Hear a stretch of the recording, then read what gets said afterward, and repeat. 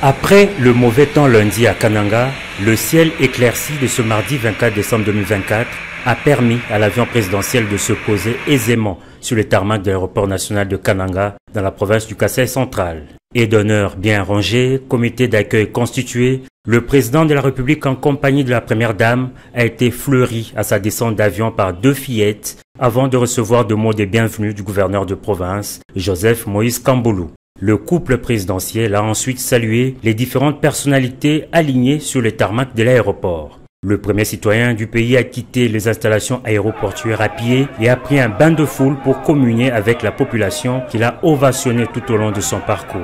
L'escorte présidentielle a eu du mal à se frayer du chemin au milieu d'une multitude de personnes. Une procession qui s'est poursuivie jusqu'à la place de l'Indépendance, lieu du meeting. Arrivé sur place, le chef de l'État a été introduit par le gouverneur de province. Lors de sa prise de parole en Chiluba, Félix Antoine Tshisekedi Tshilombo est avant tout revenu sur le rendez-vous manqué de lundi suite aux mauvaises conditions météorologiques, demandant à ses concitoyens de rendre grâce à Dieu qu'il a voulu ainsi. Il a ensuite remercié cette population qu'il a élue massivement en décembre 2023.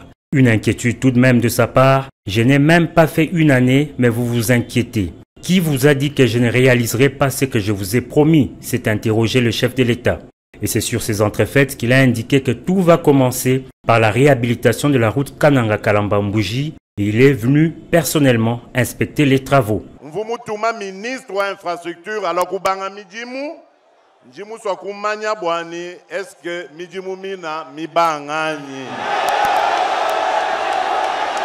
Chinji nulaya lelu, mume sumwanzambi ujukmulu. Nchani chakujiki jamanda yani njila wakalamba mujika jimujika to. Au sujet de l'accès à l'énergie électrique, des assurances du chef de l'État ont été données. Des études sont déjà réalisées en ce qui concerne la construction de la centrale hydroélectrique de Mbombo, dont les travaux vont débuter au premier trimestre 2025. L'emploi des jeunes, l'accès aux services sociaux de base, la paix dans l'Est et le pouvoir d'achat des Congolais n'ont pas été omis. Quant à la réforme de la Constitution, le président de la République a dit qu'il ne suivra que la volonté du peuple. C'est ce que vous déciderez que nous allons exécuter. On ne peut pas nous empêcher de réfléchir.